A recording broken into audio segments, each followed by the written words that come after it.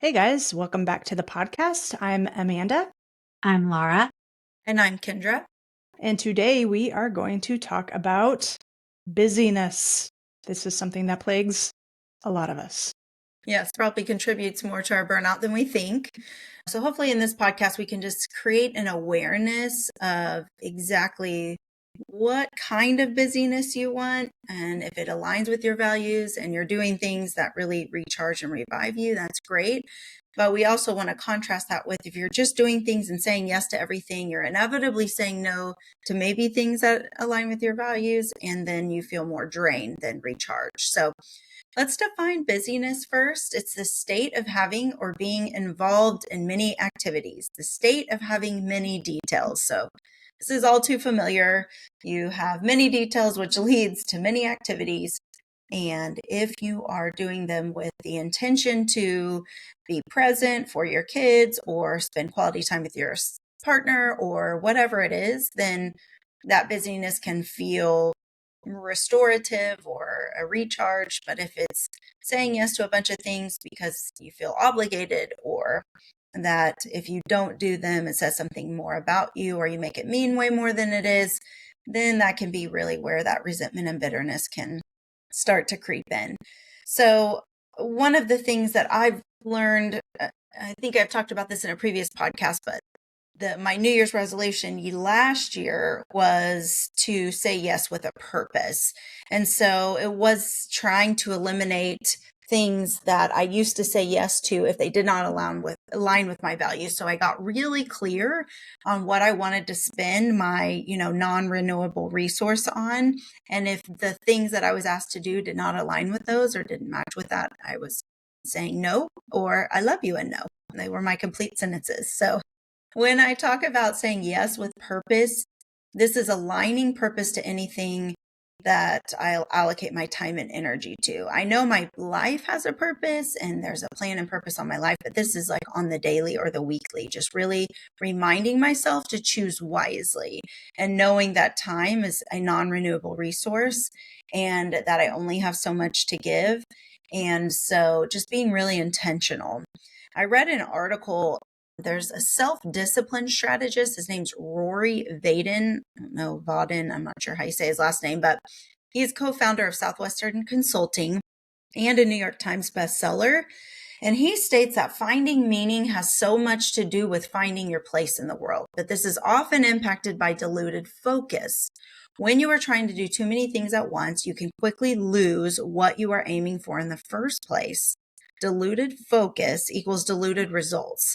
Many of us spread our attention, time, money, and resources so thinly that our personal lives and work suffer. So if you didn't hit the nail on the head with that one, I'm not sure.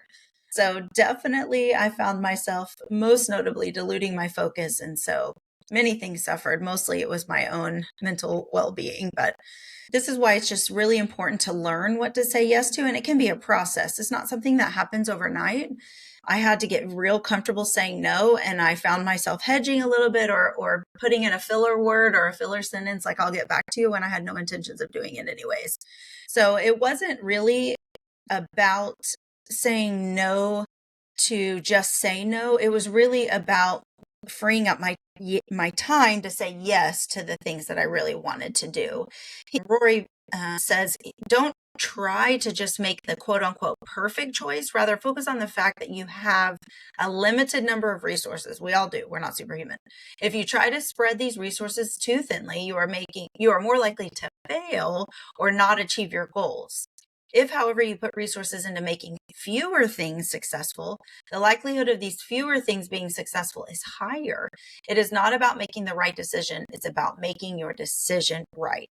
And, we talked about this. We did a podcast or two on essentialism, and I just really refer back to that book on the regular, because it is really about focusing on the few things that mean the most or getting you where you're going, the most effectively. And like we've said in the past, really showing our kids that we have so much energy and so much time at the beginning of each day. And so why not make it count? And so I thought about this when I decided I was asked to coach my son's baseball team.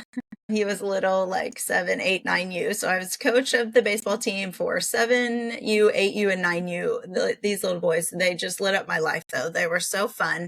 And what I was really trying to achieve is just spending whatever time I could with my son. Yes, it was one more thing on my list, but oh my gosh, it was quality time at practice and then going to the games and just being like, I love baseball. I grew up in a baseball family. So this was just a time to really be present and spend some time with him. I mean, running around trying to keep up with 7, 8, and 9U baseball team. I was like, man, I'm getting all my things in right here. Playtime, creative time, laugh time, workout time, all the things. So it really made the most of that quality time connecting with my son and felt like I had made a choice that really kind of added all of the things to my life, but also made me focus on those values that I strongly desire. And that's connecting with my family and quality time. So it was fun. I love that. Baseball's so fun. And it can be totally hilarious. Also can be heartbreaking. Yes, it can. We had our own when it wasn't so fun. We got our, run rule to timer too, but seemed like the end of the game, those snacks. And I would hand out a root beer at the end and we called it the attaboy. And so whoever was player of the game got the baseball, but also got an attaboy. And that was the root beer, in a glass bottle that I would keep in the cooler. And whoever was just really showed up that day got an attaboy. And so the boys just loved that. Oh, yeah. What an awesome coach. That's fun. Awesome. So, yeah. So he goes on to talk about how life happens more in seasons and in an equilibrium. And looking at what season we're in can help us determine our priorities and where to direct our focus. And it's better for us to focus on precision than balance, meaning that and correct me if I'm wrong, okay, meaning that we want to be precise in the use of our time and resources, applying them to the things that really matter most, that really align with our values and are going to get us where we want to be, rather than trying to do 1 million things, some of which do align with our values and some don't. And it's important for us to give ourselves the permission to embrace the season that we're living in. And it may look different than what we thought. This has been my experience in life. I don't know if it's true for you guys, but yes, everything does look different than what I had expected, usually way better than what I expected. And I can be okay with shifting and changing where I want to direct my time and resources, whatever is the most important for that season. I'll give an example of that. For me personally, I tried having a house cleaner off and on for years and years, and they would inevitably do something to offend my OCD. And I'm like, I would never tell them, just like stop calling them. But like one of them, I came home and they had used like the bathroom rags and left the used bathroom rags on my bed, like wet bathroom rags. I was like, oh no. But I finally found someone to help with that who doesn't do things like that and has changed so much for us, because I do not find meaning in cleaning. I will do it because it has to be done for the extra probably 10 hours for what they do when they come. It would probably take me 10 hours to do it and I would be exhausted at the end. It has been a huge level up for me to have someone else do that cleaning, and they're joyfully accepting my money to do this thing that didn't help my life for me to be the one doing it. So my goal is to offload the laundry too. Like I need to, like, these people who like find a place to drop off all their laundry and get that done. That's my next goal. But just finding the things like that if you can delegate it or find another way to get these things done so that you can focus on the things that really are meaningful is a great thing to do. And he goes on to talk about procrastination and 3 different kinds of procrastination. Procrastination is just kind of something that is part of human nature. We talk about that motivational triad and it's avoiding pain and seeking pleasure at the same time. We're seeking pleasure in the moment of, oh, I'm not doing that yet. And also avoiding pain of, I don't want to do that thing that seems painful, but it ultimately doesn't get us where we want to be. Procrastinating over time leads to a lot of regret. So we definitely want to try to overcome that habit. The classic procrastination is the first kind that he talks about, which is just delaying. You know what you should be doing, but you're just delaying. Then there's creative avoidance, where you are unconsciously avoiding or delaying something that you know you should be doing, but maybe you don't even realize that that's what you're doing. And then third is priority dilution, where you are trying to do it, but then you keep getting interrupted, distracted while you're trying to do what you should be doing. This happens a lot to moms. This happens to me frequently, and not just by my kids, by my spouse too at times. And that's where establishing a boundary and say, hey, I'm focusing right now. And for me, focus is a delicate thing. It needs to be protected. And so, hey, I'm focusing right now. Can you please take your dance party into the other room, or whatever it is they're doing, trying to get attention? And then he describes adopting a significance calculator. And that's where you can learn how to multiply your time by making decisions today that create more time tomorrow. This is interesting. I like to think about, and financial advisors talk about this, is decisions we make with our money can create more money for us down the road. It's the same thing for time.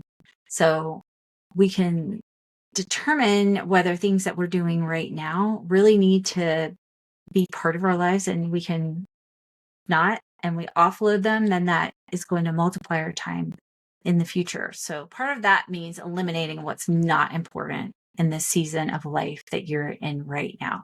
So what are things right now that need to go, that aren't important for what you're doing right now?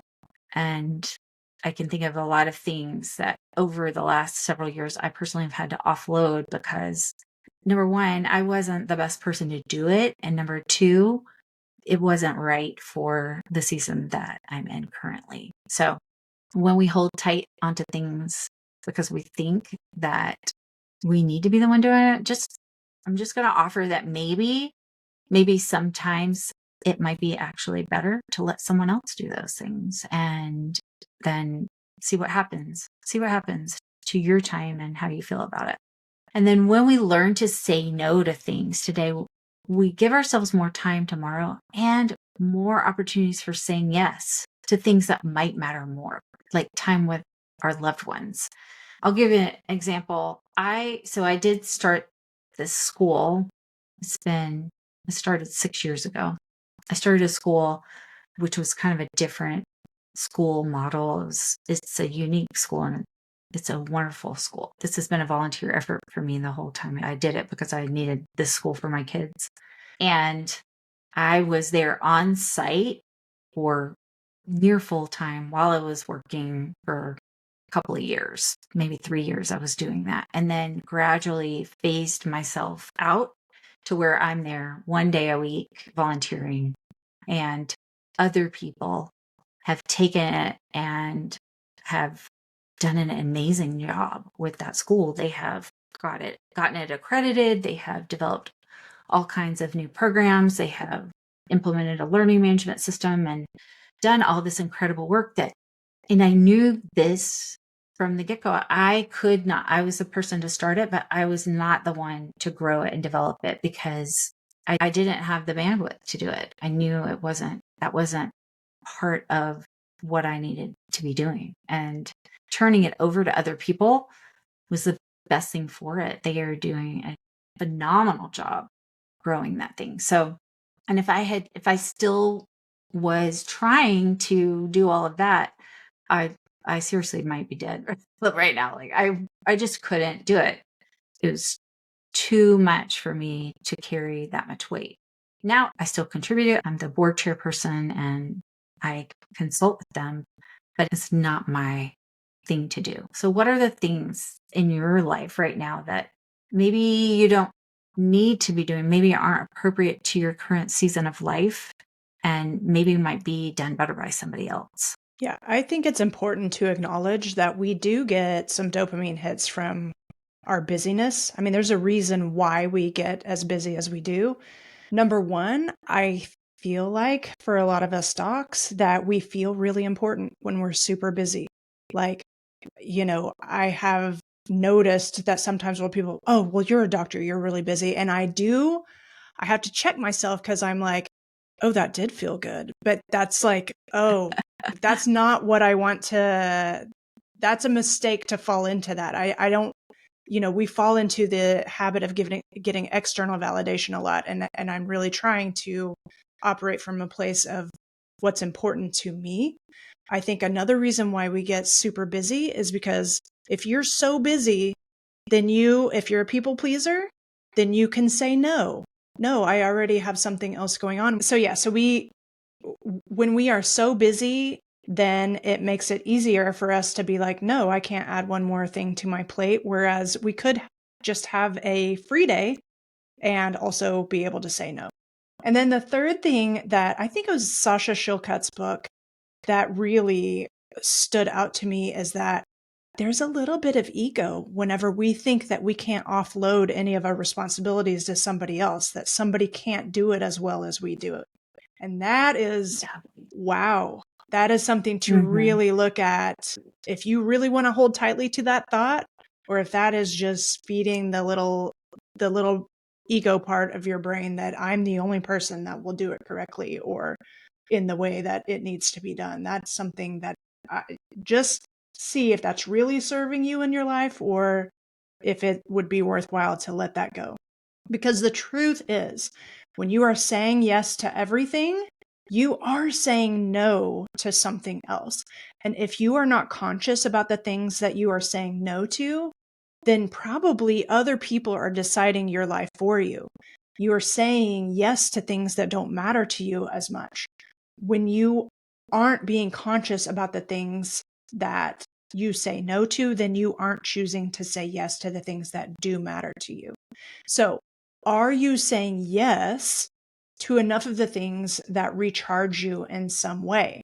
And here is what is interesting is that a lot of us type A's, a lot of us docs don't give enough credit to cultivating play and rest.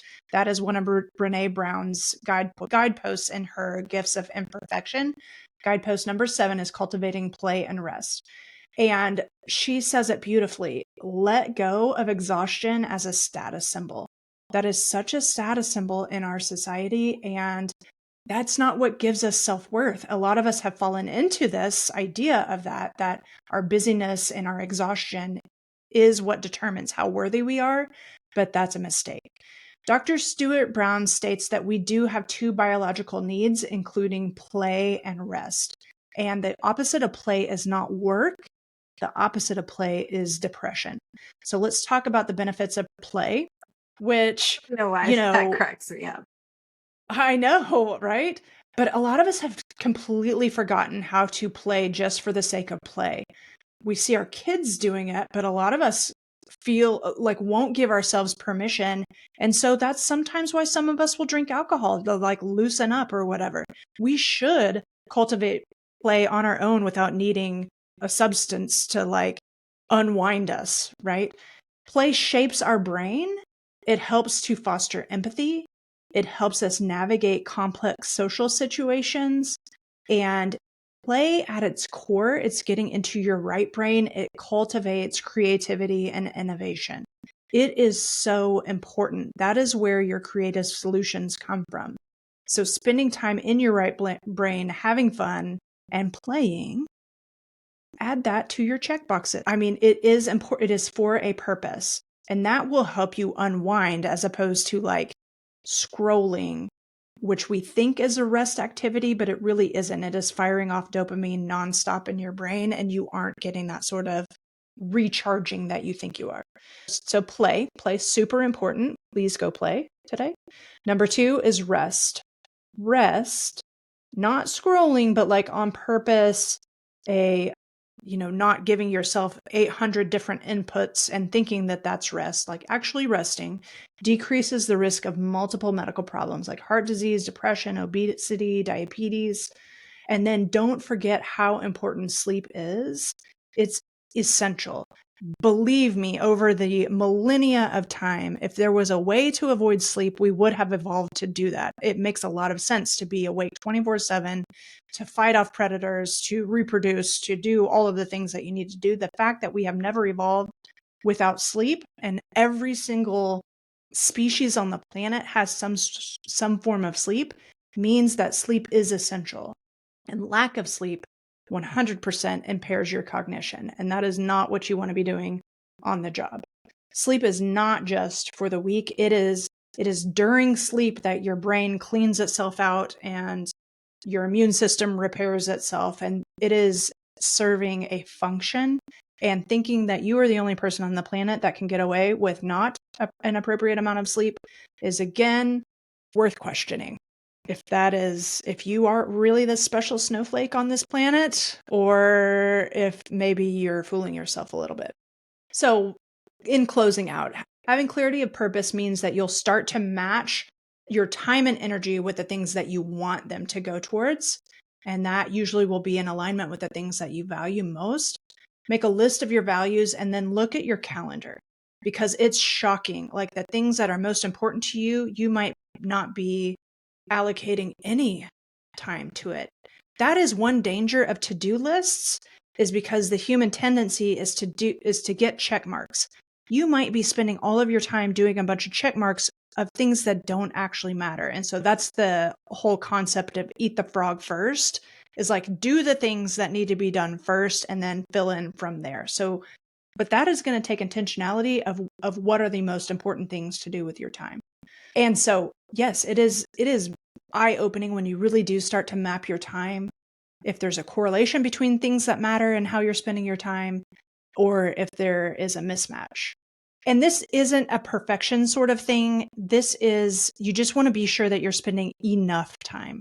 It doesn't mean that if family is your 99% priority, that you need to spend 99% of your time there. It just means that you need to spend enough time with your family and enough time on the other things that are truly important and less time on the things that aren't important. So, are you busy doing what matters, or are you busy doing what doesn't matter to you? So, Brene Brown closes out her chapter in Gifts of Imperfection with a challenge. Say no today, buck the system, take something off your list, and add take a nap. Sometimes our brains do need that checkbox, so add take a nap, put a checkbox by it, whatever it takes to make you still get that dopamine hit and still feel good about resting. So it's such a good perspective on busyness. And, we're not saying that different seasons in your life aren't going to be crazy, busy, hectic. We know that. This is just helping you to gain perspective and some simple habits that you can do now, start today, that you can build upon. And then when the next season of your life comes and throws you that other curve, you still have that foundation for aligning your values to what you are being busy with. So hope this helped. Hope you got a few nuggets today, and maybe share with a friend. But if it did, leave us a review. It helps other doctors find us, and it helps us get the word out, and it makes our ripple that much bigger. So, and if you've never checked us out, there's a free download called Feel Better Stat. You can click on the link below, and it's a real quick read of all the things we wish we learned in training to keep us in it to win it for the longest possible. So check that out, and go to our website for more information, www.thewholephysician.com. We take demoralized doctors from fried to fantastic with our easy and evidence-based Wellness 911 program. So until next time, you are whole, you are a gift of medicine, and the work you do matters. Thank you for joining us for the Drive Time Debrief. If this podcast has helped you, be sure to share it with others. Please subscribe and leave us a 5-star review so other doctors can find us. If you want to know more about what we do or work with us, go to our website at thewholephysician.com and schedule a free 30-minute strategy session.